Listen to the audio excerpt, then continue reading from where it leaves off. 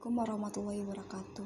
Nama saya Sylvia Dian Marcelina, NIM 64190422, kelas 64 4B 25, Fakultas Ekonomi Bisnis, Universitas Binasaran Informatika. Di sini saya akan menjelaskan tentang kepemimpinan.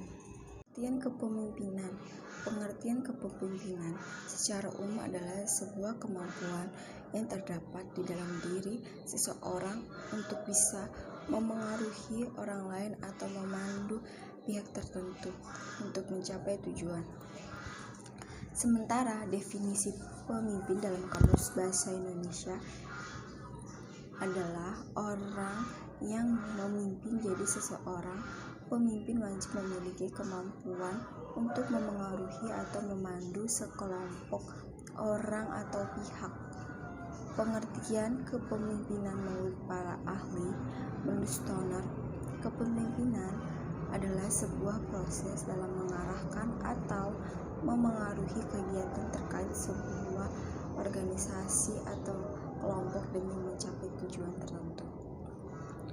Menurut Wahjo Sumijo, kepemimpinan merupakan kemampuan diri seseorang dan mencakup sifat-sifat seperti kepribadian, kemampuan, dan kesanggupan. Kepemimpinan tidak dapat dipisahkan dari gaya, perilaku, dan kedudukan pemimpin, bersangkutan dan interaksinya dengan para pengikut serta situasi. Menurut Sondang P. Siagian, kepemimpinan dapat diartikan sebagai kemampuan seseorang saat menjabat sebagai pemimpin organisasi tertentu dalam memengaruhi orang lain, khususnya bawahannya. Ini dilakukan supaya mereka mampu bertindak dan berpikir sesuai dengan arahan tertentu supaya tujuan dapat tercapai dengan mudah. Menurut Hamil dan Kons, kepemimpinan adalah perilaku individu ketika memimpin aktivitas dalam kelompok atau organisasi untuk mencapai tujuan bersama atau shared goals. Ada berbagai macam definisi kepemimpinan, tetapi secara umum semuanya merujuk pada tindakan untuk memengaruhi seseorang atau sekelompok orang. Teori kepemimpinan, ada beberapa teori yang harus dipahami terkait kepemimpinan. Teori-teori tersebut adalah sebagai berikut. 1. Teori karakter. Teori karakter merupakan sebuah teori yang menitikberatkan karakter-karakter tertentu yang mampu menyukseskan kepemimpinan. Contohnya, karakter fisik, inteligensi, ketegasan, dan sebagainya. Teori ini dipercaya oleh banyak orang, tetapi tak jarang dihampiri kritik. Salah satunya terkait karakteristik fisik. Dalam teori karakter fisik, yang terlihat tegap, kuat dianggap sebagai karakter pemimpin terbaik. Tentu Anda tahu betul bahwa hal ini tidak sepenuhnya tepat. Pasalnya, belum tentu orang yang terlihat kuat punya jiwa kepemimpinan yang tinggi. 2. Teori perilaku. Dalam teori perilaku dijelaskan mengenai beberapa perilaku yang mencerminkan karakter pemimpin. Perilaku tersebut terbagi menjadi dua, ya. Yang pertama adalah job centered dan yang kedua adalah employee centered.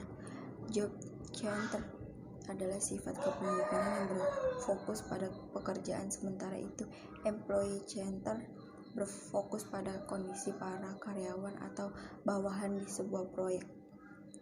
3. Teori kepemimpinan situasional. Teori yang dikembangkan oleh Hersey dan Blanchard ini memiliki titik berat pada kematangan para pengikut atau bawahan. Kesuksesan suatu tujuan bergantung pada matang tidaknya para bawahan, maka dari itu pemimpin diharapkan mampu menganalisis apakah para bawahannya sudah cukup matang atau belum. Dapat disimpulkan bahwa ada berbagai perbedaan pendapat terkait teori kepemimpinan. Namun yang jelas, kepemimpinan yang sukses tidak hanya berlandaskan pada faktor pemimpin saja, tetapi juga para bawahan. Fungsi kepemimpinan Hamadani Nawawi dalam bukunya yang berjudul Kepemimpinan yang Efektif menjelaskan berbagai macam fungsi kepemimpinan sebagai berikut. 1. Fungsi instruktif. Fungsi ini menempatkan pemimpin sebagai pengambil keputusan dan pemberi tugas terhadap para bawahannya. Sementara itu, para bawahan bertugas untuk menjalankan segala instruksi yang diperintahkan oleh para pemimpin. 2. Fungsi konsultatif berbeda dengan fungsi instruktif. Fungsi konsultatif sifatnya dua arah. Bawahan dapat berkonsultasi pada pemimpin untuk mencari jalan terbaik dalam mencapai tujuan bersama. Pemimpin diharapkan cukup bijak dan punya pengetahuan terkait hal yang sedang dikerjakan supaya bisa mengarahkan bawahannya dengan baik. 3. Fungsi partisipasi. Dalam fungsi ini pemimpin mampu mengaktifkan partisipasi para pesertanya sehingga mereka juga turut berpartisipasi dan berinisiatif dalam suatu proyek. Para bawahan tidak hanya sekedar menjalankan perintahnya saja. 4. Fungsi delegasi. Dalam fungsi delegasi, pemimpin mampu untuk mendelegasikan suatu wewenang kepada orang lain yang memang sesuai dengan tugas tersebut. Bukan hanya mampu memerintah, ia juga harus mampu untuk mengetahui tugas-tugas yang cocok didelegasikan kepada bawahannya. 5. Fungsi pengadilan. Fungsi pengadilan berarti pemimpin mampu untuk mengadilkan segala aktivitas bawahannya agar efektif bertugas untuk mencapai tujuan dan tidak keluar jalur dalam menjalankan fungsi. Dibutuhkan pemimpin yang tegas dan juga pemimpin yang teliti dalam mengamati bawahannya. Tujuan kepemimpinan. Apa tujuan dari kepemimpinan di sebuah bawahan atau organisasi? Berikut tujuan harus dipahami untuk menyukseskan proses ini. 1. Mencapai tujuan kepemimpinan merupakan sebuah hal yang dibutuhkan dalam perusahaan atau kelompok supaya tujuan dapat tercapai.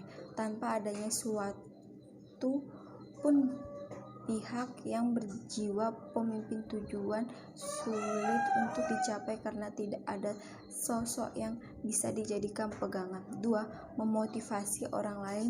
Tujuan lain dari kepemimpinan adalah untuk memotivasi orang lain agar bisa melakukan sebuah hal dengan baik dan memaksimalkan kemampuan. Bila tidak ada sosok pemimpin, banyak orang yang akan mengalami demotivasi karena mereka tidak terpacu akan sesuai atau tidak merasa memiliki kewajiban untuk melakukan hal tertentu. Sifat pemimpin adalah beberapa sifat yang mampu menjadikan seseorang sebagai pemimpin yang baik.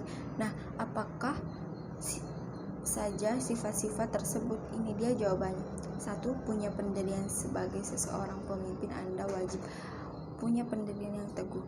Pendirian kuat tidak akan membuat Anda mudah goyah dan juga membuat Anda konsisten dalam menjalankan sesuatu. Bayangkan apabila pendirian Anda mudah goyah, sudah pasti Anda akan mudah untuk mempengaruhi orang lain dan tidak dapat mendelegasikan tugas-tugas kepada bawahan dengan baik. 2. Proaktif. Pemimpin harus proaktif. Pemimpin tidak boleh pasif karena apabila seseorang pemimpin bersifat pasif, tujuan tidak akan kunjung tercapai. Bahkan ini akan membuat bawahan tidak memiliki rasa hormat kepadanya. Seseorang pemimpin yang baik punya inisiatif kuat akan berbagai hal sehingga bawahan pun dapat mengandalkannya dalam berbagai macam situasi. 3. Jujur. Kejujuran mutlak harus dimiliki oleh seorang pemimpin. Sosok yang jujur adalah sosok yang dapat diandalkan berbagai hal dan tidak akan mengandalkan suatu tujuan hanya untuk kepentingan pribadinya. Sosok pemimpin yang jujur tidak hanya dapat dipercaya, dia juga dapat menjerumuskan bawahannya dan mengatakan hal-hal yang sebenarnya tidak sesuai dengan kenyataan. 4. Komunikatif. Komunikatif artinya pemimpin mampu menyampaikan berbagai hal dengan jelas dan tidak menimbulkan kesalahpahaman. Untuk bisa memiliki sifat ini, pemimpin harus tahu bagaimana metode komunikasi yang baik. Metode komunikasi yang baik artinya adalah komunikasi yang persuasif, yang mampu menarik orang untuk melakukan sesuatu tanpa paksaan. Selain itu, pemimpin yang baik juga semestinya terhindar dari kesalahan penyampaian pesan.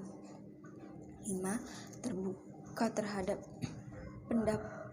Seseorang boleh menjadi cerdas tetapi percuma apabila mereka tidak terbuka terhadap ilmu dan juga pendapat baru. Seseorang pemimpin wajib terbuka terhadap setiap pendapat yang ada dan tidak boleh menutup diri. Apabila seseorang pemimpin menutup diri, pendapat dan wawasan mereka tidak akan dapat menjadi orang yang lebih baik dan juga membuat tujuan tak kunjung tercapai. Pemimpin yang tertutup dengan pendapat atau wawasan juga tak akan mampu untuk menganalisa kelebihan dan potensi bawahannya. 6. Tidak mudah iri. Pada dasarnya pemimpin memang seseorang yang lebih unggul daripada bawahan, namun bukan berarti pemimpin iri apabila bawahannya unggul dalam suatu hal, justru berusaha untuk terlihat lebih baik. Pemimpin yang baik harus bisa mengarahkan bawahannya, tetapi juga tetap mampu mengapresiasi bawahannya atas sesuatu yang sukses mereka lakukan. 7. Visioner. Tentu kita tahu bahwa seorang pemimpin yang baik tidak mungkin bisa meramal, tidak setidaknya mereka punya kemampuan analisis kuat dan bisa mencerahkan berbagai hal serta membuat perkiraan tentang apa yang terjadi berdasarkan data-data yang ada. 8. Sabar. Akan ada banyak cobaan yang dapat oleh seorang pemimpin. Kunci dari hal ini tertentu adalah kesabaran yang besar. Tanpa adanya kesabaran, bagaimana mungkin pemimpin bisa menyelesaikan suatu masalah dengan kepala dingin? Pemimpin yang kurang sabar akan mudah menyerah, bahkan sebelum ia mencapai tujuan. Macam-macam gaya pemimpin. Mengingat jenis-jenis kepemimpinan ada banyak, ini mempengaruhi pula kepada gaya kepemimpinan dalam sebuah perusahaan ataupun organisasi. Berikut beberapa gaya kepemimpinan dan definisi kepemimpinan. 1.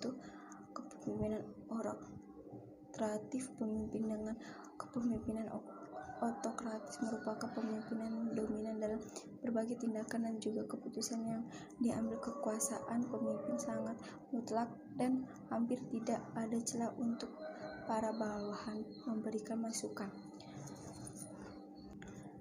Sekian dari saya. Apabila banyak salah, saya meminta maaf.